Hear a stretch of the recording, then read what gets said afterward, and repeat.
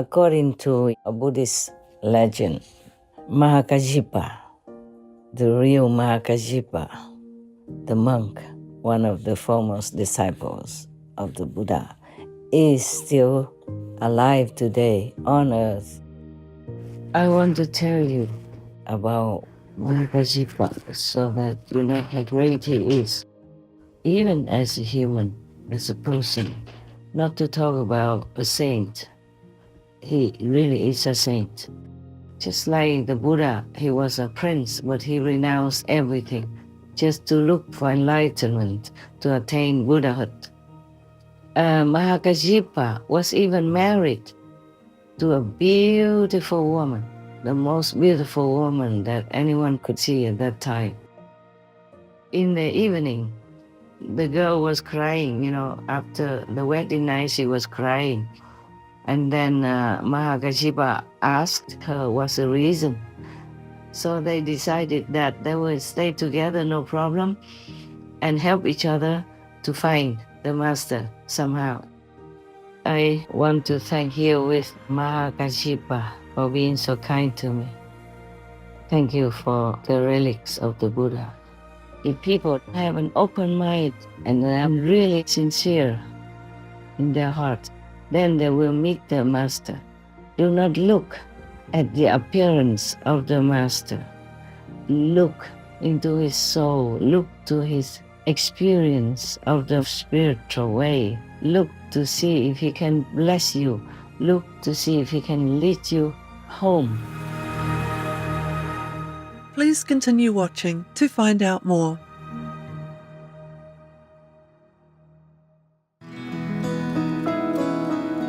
On Sunday, July 14th, 2024, our most benevolent Supreme Master Ching Hai, vegan, amidst her intensive meditation retreat to benefit all beings on the planet, took time to send an uplifting message highlighting the life of the venerated Mahakajapa, vegan, one of the foremost disciples of the worshipped Shakyamuni Buddha, vegan.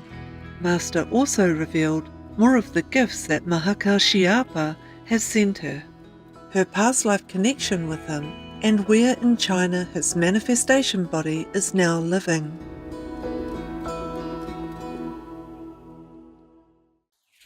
Hi there, all the beautiful souls that descended into this world to give benefits to all others, as many as you are capable, according to God's grace and God's will. I'm glad you are in this world, and I love you for that, and I thank you for that. Even if you do some little good to others, even though you think it's little, but it could mean the world to the receiver.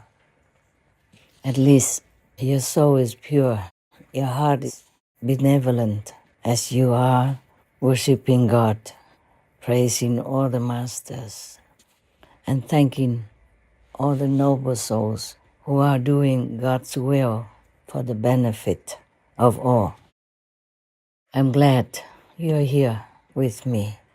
Otherwise, I probably would have felt or would be still feeling very lonely on this planet, as we are kind of far away from home. Though it's not far, but because of physical space, it makes us feel that it's far. But as long as we meditate inside, we can always contact home or make a brief visit to some nearby neighborhood of our heavenly home. I want to ask you, please also help me to thank Mahakajapa, because I don't think I thank him enough. And I want to tell you his story so that some of you who don't know who he is would feel honored to know him. You see, Mahakajapa was one of the foremost disciples of the Buddha when the world honored one was still alive, and he was named the ascetic number 1. Buddha had 10 foremost disciples. And some of them had a title, like Mahakajapa is ascetic number one. Maudalagayana is like magical power number one. And the great Anand is good memory number one. Yes. There are more. Sariputra is the wisest, for example. And according to a Buddhist legend, Mahakajapa, the real Mahakajapa, the monk, one of the foremost disciples of the Buddha, is still alive today on earth and meditating in a place, maybe a cave in a mountain, which is named Chicken Foot. Yes, so the one who had given me the Buddha Sarira, your sister wanted me to change the photo that they put on in the first place. They were not the ones that Mahakajipa gave me, so she wanted me to change it to the real photograph. I really want to see it now, but I'm kind of far. I couldn't get there quickly enough yet. Besides, I'm still in retreat. I don't want to go too far. I shouldn't. Once you are in retreat, you should be always in one place, as concentrated as possible in one place. Maybe you could be in the garden, but without seeing anybody and without letting anybody see you, so that you can harness all your power for some special purpose. Many people do retreat just to invigorate their energy and to harness all the power so that they can accomplish some task. Yesterday, I had a talk with my dog people. Sometimes it's telepathically only, sometimes, if possible, by phone. And the dog people even know what I have revealed to you. I did not want to. I did not want to reveal it, what God made me. And after I revealed it to you, I asked God 3 more times whether or not it is the right thing to do, to reveal to you my real identity. Or if not, please let me delete these parts, because I don't know how people would react. And I also don't know how to react to their reaction. Yes, I just do not feel very comfortable talking directly, honestly, and openly like that about what I am. In this physical world, I'm just like you, but I'm connected with my highest self, and that is a different thing. Otherwise, I couldn't have enough power supply to do my work, which is a lot, and very, very heavy work. I want to tell you about Mahakajipa so that you know how great he is, even as a human, as a person. Not to talk about a saint. He really is a saint. He kept his discipline. In Buddhism, you have 13 very strict disciplines which you have to adhere to in order to be called the best ascetic. Like you cannot eat after noon, and you eat only one time a day. You have only 3 layers of monks' robes, and you have to collect the discarded cloth on the street, in the cemetery, or in the garbage area where people throw things away, to make your own clothes. You can't wear new clothes. You can't buy new clothes. You can't accept clothes newly made for you. You do it yourself. You pick up clothes everywhere, wherever you can, and sew them together, one piece at a time, to make into good warm clothing to cover yourself with dignity. That's all you can have. And you have a baking bowl for going for alms, yeah? And take care of yourself once a day. And nowadays, still there are Hinayana monks who do the same or similar, but then they eat anything at all. They don't restrict themselves to veganism, which is a compassionate diet. Because in the beginning, some people just came and were not used to the vegan diet. So the Buddha allowed them 3 kinds of permissible animal people meat, like those animal people from whose flesh you're eating, you don't hear their cry when they die. Or an animal person that you know it's not because of you that she is being killed. Or the animal people who die naturally or by accident or old age, somewhere in the forest or on the street. Then you can eat them. But later on, the Buddha said, you should not eat that anymore. And he emphasized that whoever eats animal people meat is not his disciple. And whoever eats meat, he is not that person's teacher as well.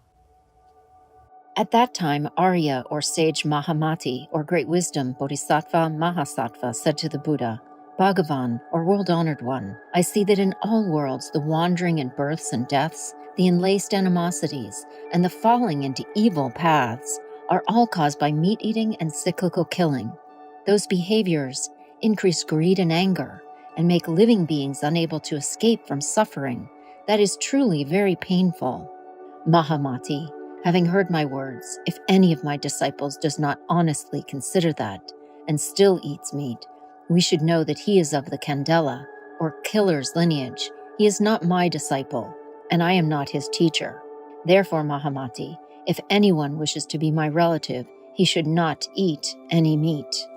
The Lankavatara Sutra, Tripitaka, number 671. And the Buddha was strictly vegan. Yeah, you can see some of the excerpts that I have expounded to you some years ago about how I said that Buddha was a vegan, because he named silk, down, milk, eggs, leather boots, or anything to do with animal people you should not use, because it causes suffering anyway. Bodhisattvas and pure monks walking on country paths will not even tread on living grasses, much less uproot them. How then can it be compassionate to gorge on other beings' blood and flesh?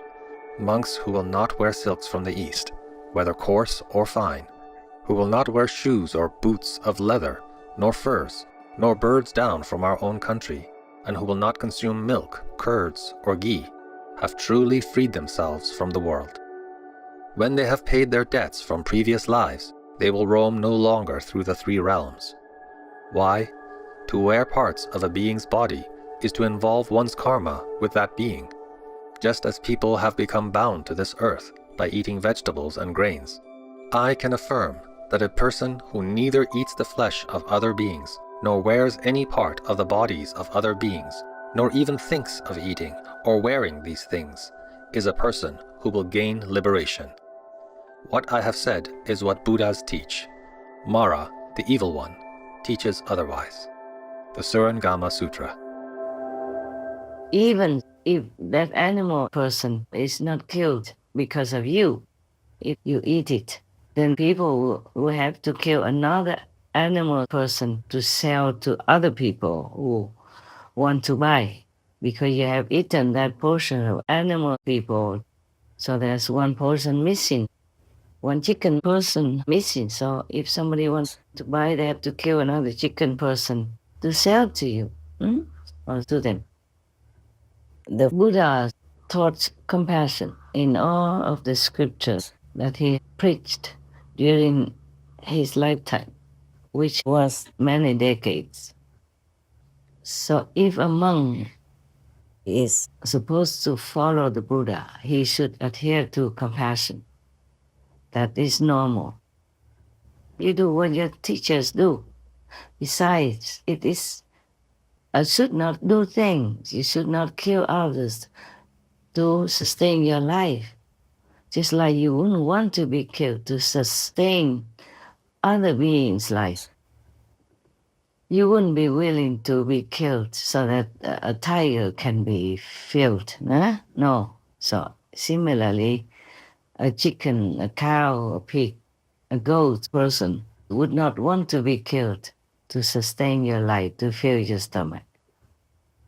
If a monk is wearing, monk's robe, which is very dignified and represents liberation, represents compassion, and just sit there, munching, biting, gnawing, jumping a chicken person's leg, then I would feel very put off. I saw it before in some Hinayana Buddhist country, and it was really a sight that I would not want to see again. At that time, I was still, married, a householder. And then my husband and I traveled in many Asian Buddhist countries. He took me to those countries for vacation because he knew I was a devout Buddhist. In my house, we have an altar, flowers and fruit for the Buddhas. And he even planted flowers and, cut some for me to put on the altar for the Buddha. When he saw some flowers withered, he changed. And he planted some flowers in the outside garden for that purpose. And now, some people argue that the Buddha had advised that the Buddhist followers could eat 3 types of animal people, meat that I have mentioned above. But later, the Buddha didn't allow it anymore because the disciples had grown up. They should be used to the vegan diet, which is better, compassionate, and it's befitting a benevolent person, such as a monk. So even in some other sutra, or maybe the same sutra, some monk asked him what to do if when he went out for alms, some of the followers give them animal people meat with the rice or other vegetables, what to do? The Buddha said, take that meat part away and eat the rest. So overall, everywhere almost, the Buddha always advocated the compassionate diet, which is the vegan diet. Okay. Now, even if the Buddha did not force you to eat vegan or allow you to eat the 3 kinds of animal people meat, I would not want to. Why would we do that when we have plenty of food? Even nowadays, oh God, we could never eat all of the food that is produced, not to mention about the no-pain food that I adhere to, but not often even. Even if you just can live with brown rice and sesame, that would be also okay. So I don't think we should argue about eating animal people, meat or not eating meat, the 3 kinds of pure meat or not. We should not, because to be a monk is really to be in a noble position. For me, huh? Yeah. And the example that you make by the way you live your life is enormous to the faithful. They copy you, they learn from you because they respect you. So we would like to make a very, very noble example, a dignified example, befitting the representatives of the Buddhas and the representatives of God Almighty on earth. Imagine how this is sound to you if you are a child of God, if you're representing God, if you're representing the Buddha, and yet you're sitting there showing that you care nothing about the suffering of another being who was kicking quacking or mooing yesterday or a few hours before you chop it down. It's just normal common sense. For me, yeah. For you, of course, I think it may be the same. Most of you are the same, except some new ones or some at a lower level have less sensitive feelings. But for me, even though there's no pain food, I myself cannot even personally pluck them to bring in and eat when they are still alive. In the garden, for example. If it's already sold in the market, then I could maybe, but even then, I don't feel very good. I prefer not to eat them. I prefer just like brown rice and sesame. There is enough nutrition for me to do all my heavy work, mentally, intellectually, and all kinds of other aspects as well. But still, if I can live on just very simple food, then I would be very happy. I wanted to tell you about Mahakajipa. Okay, Mahakajipa, he's supposed to be still in that chicken foot mountain, and many people went there for pilgrimage and buying souvenir stuff from there. They believe the souvenir have blessings from the great Mahakajipa. But he himself, the real monk, is staying in that mountain. Nobody can see him, of course. He's hidden inside a cave within the mountain. But he himself has just a manifestation body. And that body is in China as a human, just doing what we're doing as a human. So you see, we all have a duty. Even as you are human, but who knows, maybe you came from a higher heaven and you are still in the higher heaven, your soul, your real self, and you are connected here on earth with your physical body through this kind of silver cord that keeps you alive on earth. As soon as that cord is cut or severed in some way, then you can't stay alive anymore. So Mahakajipa has a manifested physical body on earth, just like a human. Just like I told you before, the king of Karma lives near Australia. I don't want to tell you. I don't want you to go there, run around looking for him. As a human, in a human body, but he is a king of Karma, and he's still doing his job, both in the human world as well as in the invisible world, like astral world, for example. We talk sometimes, yeah. Now, Mahakajipa was a great being, a great saint. As a monk, he lived totally opposite to his life before in the mundane world. He was the son of a very rich family, so he had everything he wanted and lived in luxury. But since young, he always wanted to be a renunciate, to practice spiritually. He didn't want to stay in the house, continue his business, or enjoy the luxury. Just like the Buddha, he was a prince, but he renounced everything just to look for enlightenment, to attain Buddhahood. Mahakajipa was even married to a beautiful woman, the most beautiful woman that anyone could see at that time in that province, or maybe in the whole country. Excuse me.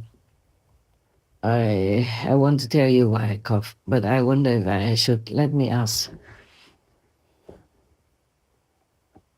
Yeah, don't worry, I'm not really sick or anything. It's just the karma that manifested from my interference with some war people. Namely, this is the king of karma even told me himself because I didn't bother so much.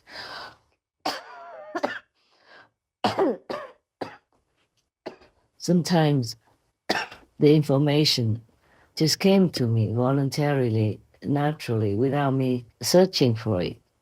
Or maybe sometimes I think about the question in my mind and then some king of different department would tell me, would give me a message.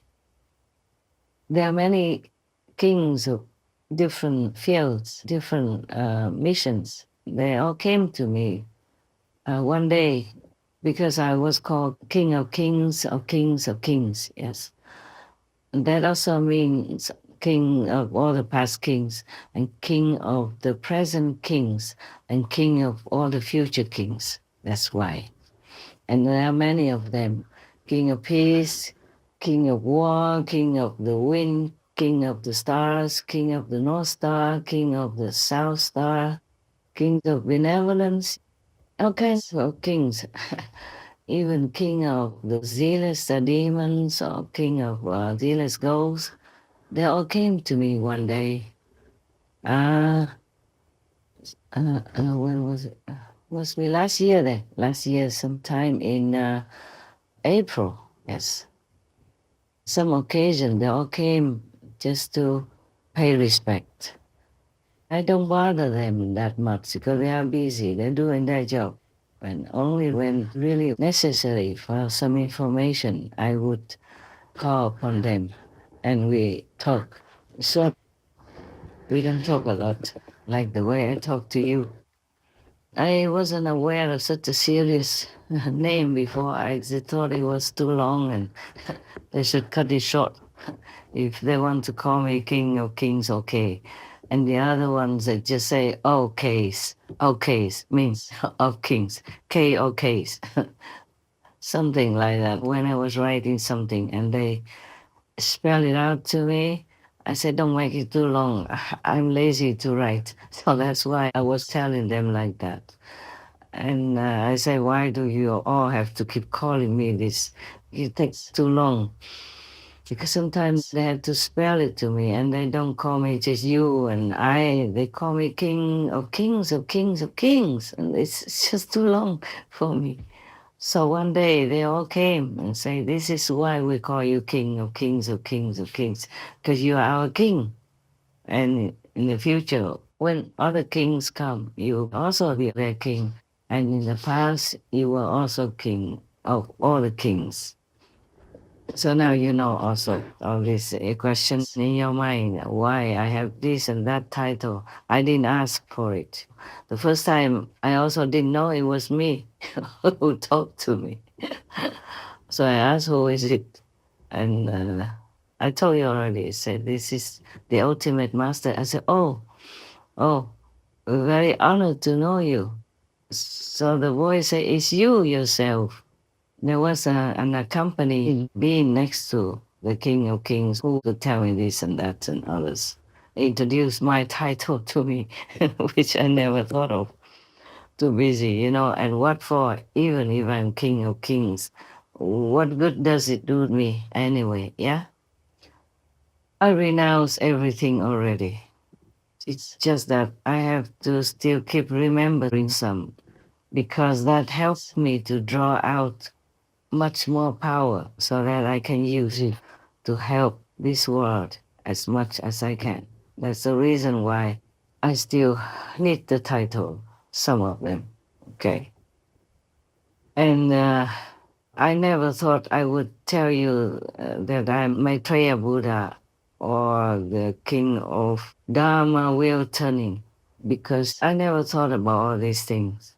I'm too busy working every day. Just like if you're graduated or if you're a doctor, you can't keep thinking, oh, I'm a doctor, how wonderful, how great. No, you're just taking care of your patients. That's all. It's only the patients that keep reminding you that you're a doctor. People who you are dealing with remind you that you're a doctor because they call you doctor this, doctor that. Yes, they even call your wife Madam Doctor, even if she doesn't have any doctor degree, because she is the wife of a doctor. Yeah. In German, they call a doctor's wife also Mrs. Doctor. Yeah. Frau Doctor. So it's nice. See, if you're a woman uh, and you want to be called doctor, just marry one. Very convenient. You don't have to study many, many years and working so hard for your doctor degree. Mm. Ah, what else do I want to tell you? Mm. I keep telling things and it jumps from one thing to another. Mahakashipa never wanted to marry, but his parents wanted him to marry, of course, 'cause his son, and he will inherit all their business, their properties, and he will have children for them and all that. So they really kept pressuring him to marry, but he said he doesn't want to. And they keep pressuring him. So one day he asked a very famous, very good sculptor, who makes statues, to make a statue as the most beautiful woman you can ever imagine for him. And he brought it home. He said, parents, if you want me to marry, this is the kind of girl with virtues, with the heart who wants to also devote to spiritual practice. Then I will marry her. Ah, that was difficult for the parents to find such a beautiful girl. They didn't even know where. And then he said, okay, then let him leave home to beg for alms everywhere in the world, anywhere in the country at least, to find that woman for them. So the parents, because of the prospect that he is going to marry, let him go. So even then he was very young, but he already had this kind of monk mentality, monk spirit, monk's heart. So he went out, left the family behind, taking nothing, and with a begging bowl, went for alms and walked from one place to another, making that excuse just to find a spiritual teacher worthy to teach him. He was very intelligent as well. He knew many things, he learned everything, and he was perfect in many ways. So many teachers also could not continue to teach him anymore. But as fate would have it, the parents somehow had a friend who found this beautiful girl who looked exactly like the statue that he had made, even though he never met her before. So he had to marry. And the girl that the parents wanted him to marry also had a similar spirit like him. Didn't want to marry, just wanted to find a master and practice spiritually. So somehow she was very sad to have to be forced to marry because her parents were so eager to marry her because his family was very rich and he was also good looking, educated, virtuous, gentle, sweet, and all that. So she could not, argue with the parents. In the old times, whatever your parents said to you, you just had to obey, especially in the matter of marriage. They picked your partner for you. They picked your husband, your wife for you, and you couldn't say no. Yes, but mostly they would consult their astrology, the expert, to see if both of them have a compatible spirit, like almost the same things, and have similar family heritage, a richness. Otherwise, there might be conflict. And they ask the astrologers whether or not the children are compatible, whether or not they will be okay. Many other things they ask to make sure before they marry their children to each other. If that family has money and all that, otherwise, if it's just a poor family, they just do it. Mostly, maybe they couldn't care too much, they couldn't afford too much. Now, both of them married, but they didn't know each other before, of course. And Mahakajipa doesn't want to do anything with a wife. So in the evening, the girl was crying, after the wedding night, she was crying. And then Mahakajipa asked her what's the reason. At first, she didn't want to say because she couldn't believe that she had such a good husband like Mahakashipa. But finally, after asking many times, she told him that she doesn't want to have any physical contact with any man. She doesn't want to be married. It's just because her parents forced her into this marriage, and now she's going to be ruined and doomed, being a wife.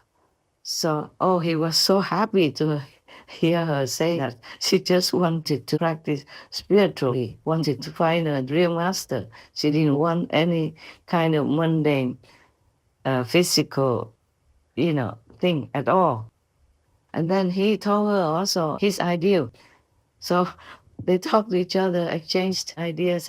They both were very, very happy. So they decided that they would stay together, no problem, and help each other to find the master somehow.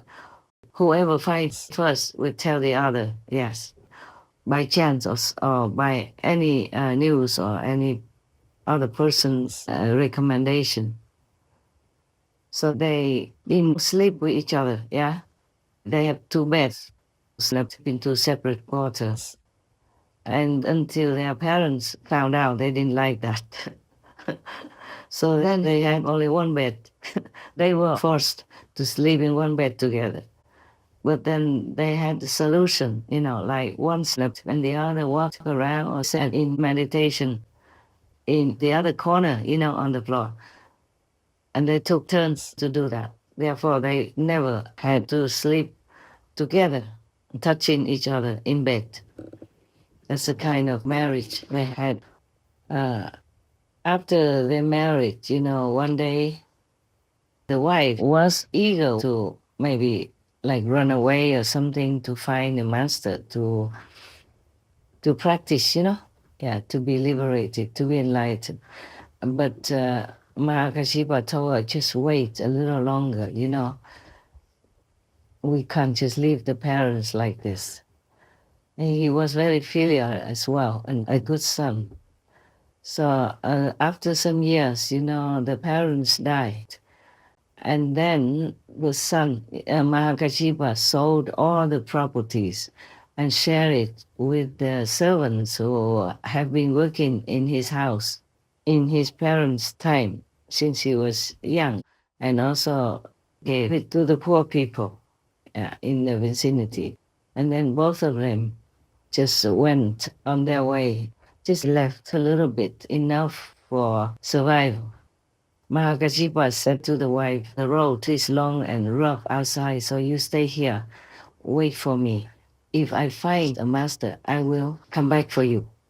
So Mahakashipa kept going everywhere, and he found many so-called masters, but he didn't feel like they were worthy enough for him. And then one day he met Sakyamuni Buddha, and just after some conversation, he knew this was the one.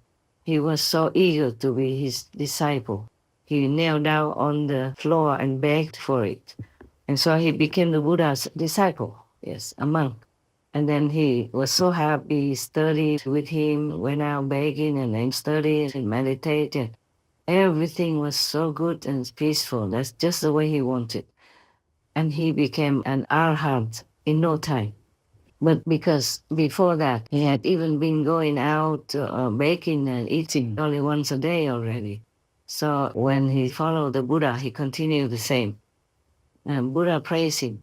And Mahakashipa, when he was very old already, the Buddha even advised him, told him that he should eat some better food with them, with the Sangha monks, so that he would have better health, a better body. But Mahakashipa said no, he cannot. He was so used to eating one meal a day, used to this kind of discipline, 13 rules of discipline. So he could not change. So the Buddha said, okay, it's good. You can stay that way. Yes, as long as you're all right. And Mahakashipa was all right, and he is still all right. And I'm very indebted to him. I want to tell him again that I treasure the gift of Buddha's Sarira very much, very much. I don't know how to find words to express how much I appreciate it. And Mahakashipa also sent me a bowl like an alms bowl, a begging bowl, and some small pieces of yellow cloth. Mahakashipa is still sitting in Samadhi in Chickenfoot Mountain, waiting for Maitreya Buddha to appear in the world. At that time, he will give Maitreya the bowl which the 4 heavenly kings gave Shakyamuni Buddha and which Shakyamuni Buddha gave him, and his work in this world will be finished. A commentary by the venerated Master Xuan Hua, vegetarian, of the Assembly of Arahat Sutra, the Amitabha Sutra. I want to thank you with Mahakashipa for being so kind to me. We were friends in earlier lives, and we were good with each other, compatible. Thank you for the relics of the Buddha. Thank you for the bowl, like the arms bowl, the begging bowl for the monk. And thank you for the pieces of beautiful yellow cloth as well. But I guess I can't use any of these things that you have brought. The relics are too precious to just use them for anything else. And the bowl, I think I keep it for a souvenir. I'm worried if I use it to eat, then it might go kaput by chance somehow. So I want to keep that for a souvenir and for revering. And nowadays, you can't wear jasa monk's robes and then go around begging with a bowl. No, it's very difficult to live like that nowadays. Unless you are in some very devout Buddhist country, India, Sri Lanka, Olak, or Burma, etc. Over there, they understand Buddhism and they know if you want food. But in our time, Mahakashipa should understand, the Buddha also understands that it's very difficult to go out begging, especially for a woman. And I'm not that young anymore. So I just eat like 1 meal a day in the house, and I have to do so much work, homework, inside, outside. So if I keep going out and baking and coming back, I don't think it'd be convenient for me. Even though I would love that free life so very, very, very much. Now, Mahakashipa, he was already an ascetic, so spiritual, he learned some with other masters before the Buddha. So how come he still had to find the Buddha in order to realize his holy position as an arhat in a short time? Why did he have to do that? Huh? Why? Because he knows you have to have a guide, you have to have an expert, you have to have this master who transmits the way to you with the master energy attached to it, in the beginning at least, to help you to go back into the inside realm where you belong. Yeah, and then slowly you walk home from the inside realm. If you don't have a master, a living master, a living teacher, then no matter what you do, you can say 99% is not fruitful. Even if you can achieve some meditative power like a seer or some yogic power or something, it's not complete liberation, it's not Buddhahood. You will be reborn again on earth, and then God knows if you can still continue to control your life in virtue, morals, and beauty or not. Without a real transmission of inner power to you, to open your own power, it's a very slim chance that you could enlighten yourself and reach liberation, or if learning some other method that is not suitable, that is not the ultimate. And after Mahakashipa sent for his wife, she came study with the Buddha, and in a short while she became an arhat also. It means saint already. During the Buddha's time, sometimes the Buddha just talked to somebody, they came and talked to him, and the Buddha explained to him, expounded to him the truth, and then that person became enlightened and attained some level after meeting and talking to the Buddha. It's not because of the Buddha's talk or voice, it's because of the power emanating from it. And also that the Buddha will teach that person a method to practice. Maybe light and sound method, the way you are practicing. So it is not like you can just repeat or learn from somebody else, second or third hand from the Buddha. That means produced from the Buddha's teaching, and then you can be enlightened. You see, it has to be a living teacher. And many other monks also like Ananda and other persons, they have to be under the Buddha's merciful guidance with tremendous power from within the Buddha himself. Because he doesn't just impart to you the right way or even a mantra, but he imparts to you also his energy to support you, to uplift you, just like a blood transfusion until you become well on your own, which in this Dharma ending time is rather more difficult than in the Buddha's time. But we can make it, and we have made it up to now. We still can continue to make it. And we will not leave the suffering people or beings as long as we're still alive. We try, even though it's hard, it's heavy karma, and it's all kinds of restrictions and limitations. For example, how I live my life now, it's like imprisonment. I can't even walk out, go even just a few hundred meters for a walk or anything like that, you know.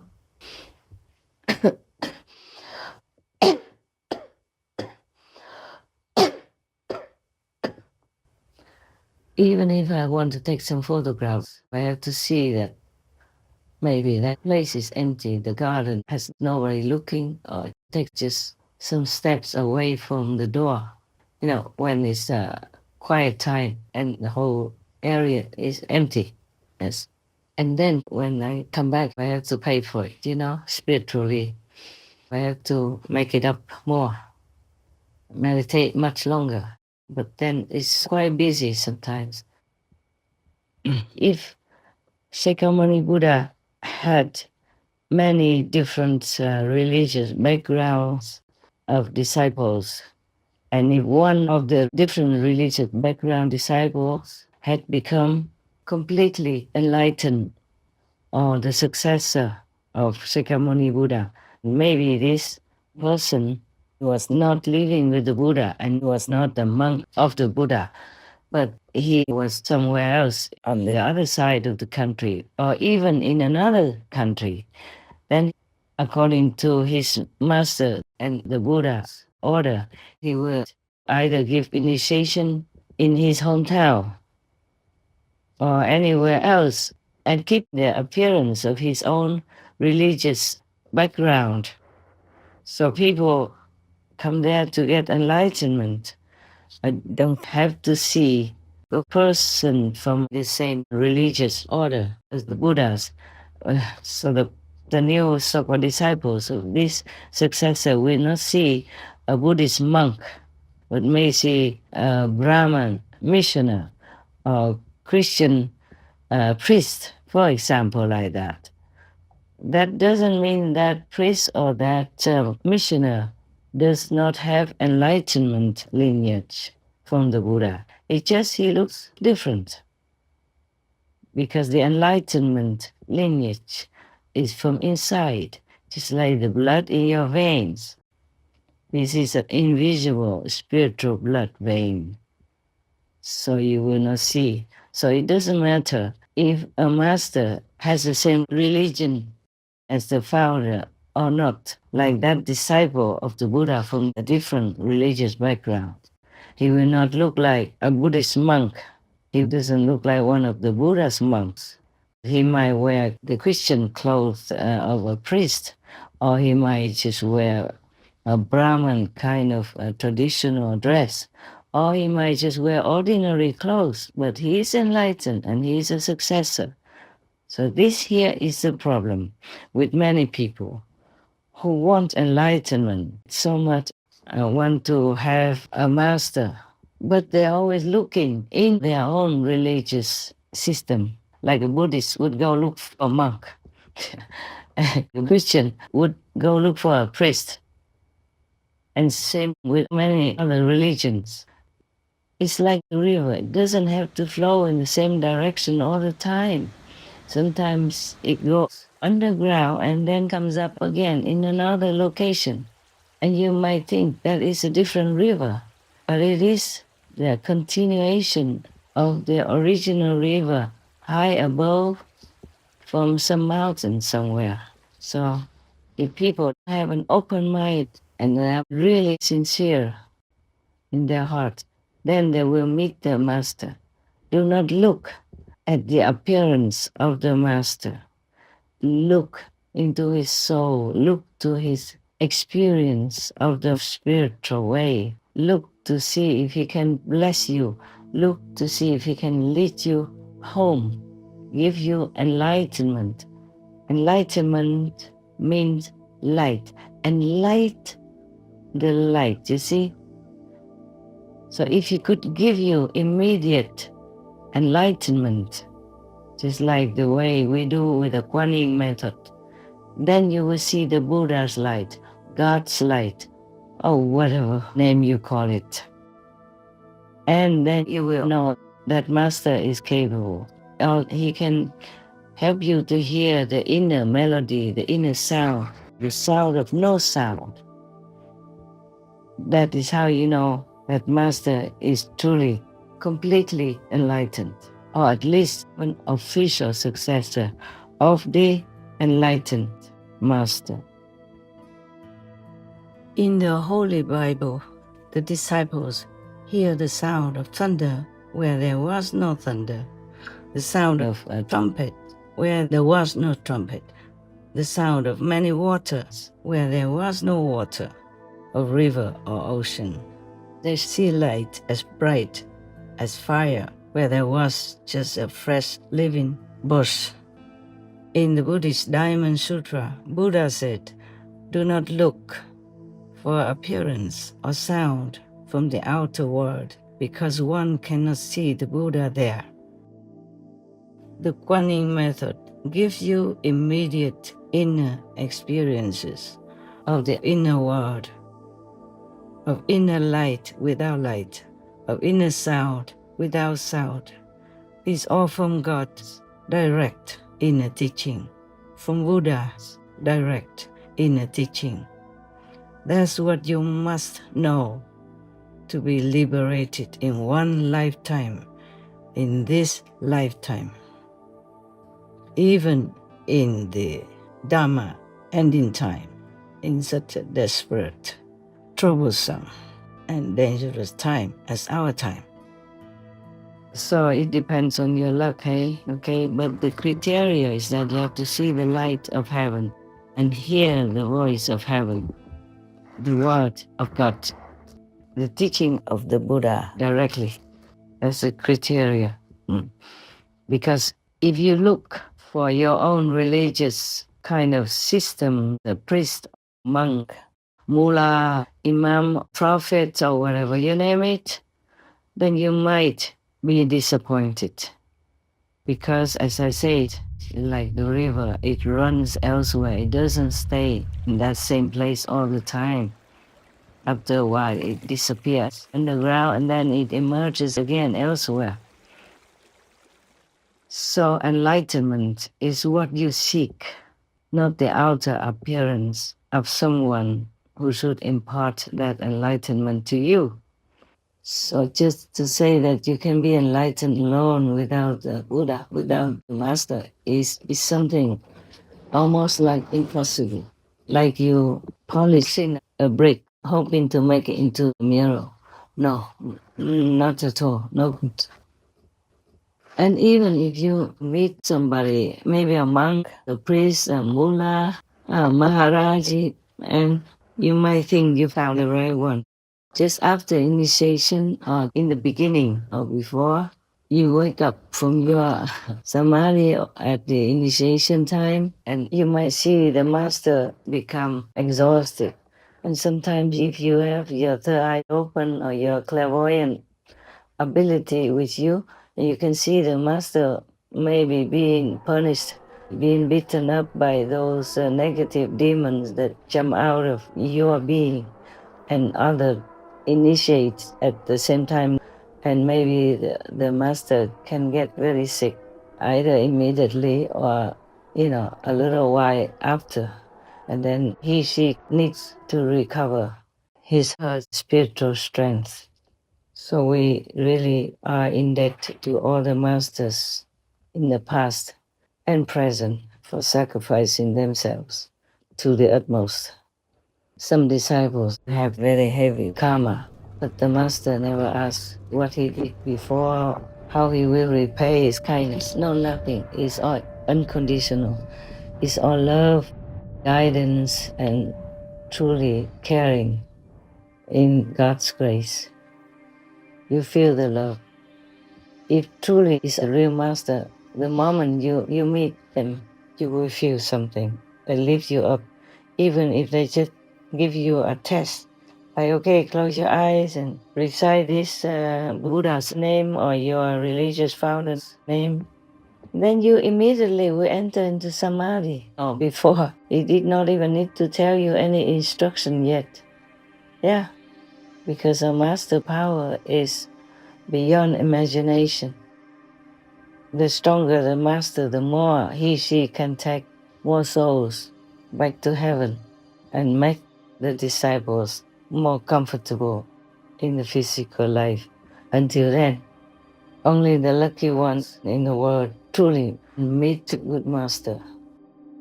Okay, if I have any other things to tell you, I think I talk more later. It's no rush. May God bestow upon you all the best. Not necessarily money or possessions, just the best. May you be well, may you be blessed, may you be loved. Know it and feel it. Please do meditate well. Thank God, praise God. Thank the Master, praise the Master. And you will be graced with abundance, physically, emotionally, and spiritually. Amen. So long. Most merciful Master, we are ever grateful that you continually share such precious spiritual knowledge that we otherwise never would know to inspire and elevate us all. You set the absolute best example of how we should conduct our lives. Our deepest gratitude for reminding the world again and again that we must seize the very rare opportunity to gain self-realization while we still have a human body by finding an enlightened master and practicing the meditation method they impart. May God Almighty ensure everlasting serenity, calm and security for Master, as well as the very best of health and wellness. To learn about the fairies who inhabit plants and how they've shown their love and respect to Master, the reason Master eats only one meal a day, and the negative effect on Master from shouldering the karma of certain soldiers who've returned home from war, please tune in on Tuesday, July 23rd, 2024 on Between Master and Disciples for the full broadcast of this message. Also, for your reference, please check out the previous related Between Master and Disciples messages, such as the Buddha or Messiah we have been waiting for is here now, the preciousness of the human body, causeless pain and karma, plants to eat, etc.